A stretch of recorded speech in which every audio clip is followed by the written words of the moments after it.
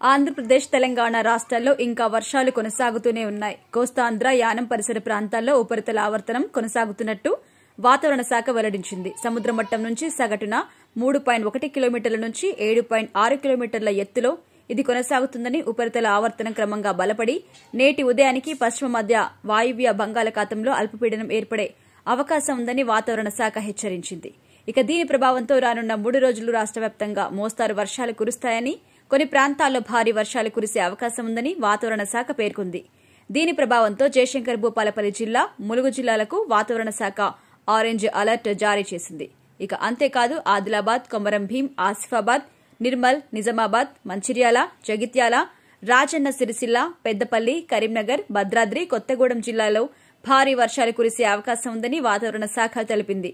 ముఖ్యంగా ఉత్తర తెలంగాణ జిల్లాలోని కొన్ని ప్రాంతాల్లో రానున్న 3 రోజులు భారీ నుంచి అతి భారీ, అత్యంత భారీ వర్షాలు కురిసే అవకాశం ఉన్నట్టు వాతావరణ శాఖ అంచనా వేస్తోంది.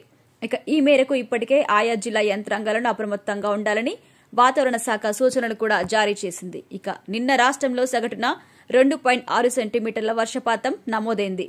నిజామాబాద్ జిల్లాలో అత్యధికంగా 6.38 సెంటీమీటర్ల వర్షపాతం నమోదైంది. ఇక సిద్దిపేట జిల్లాలో 5.47 సెంటీమీటర్లు, మేడ్చల్, మల్కాజ్గిరి జిల్లాలో 4.3 సెంటీమీటర్లు, జోగులాంబ, గద్వాల జిల్లాలో 3.12 సెంటీమీటర్ల వర్షపాతం నమోదైంది.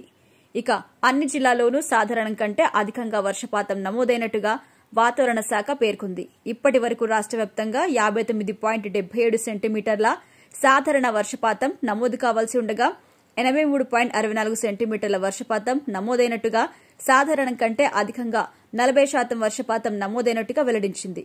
ఇక రానున్న 3 రోజులు వర్షాలు కురుస్తాయన్న వాతావరణ శాఖ హెచ్చరికల నేపథ్యంలో ప్రజలు అప్రమత్తంగా ఉండాలని ప్రభుత్వాలు సూచిస్తున్నాయి.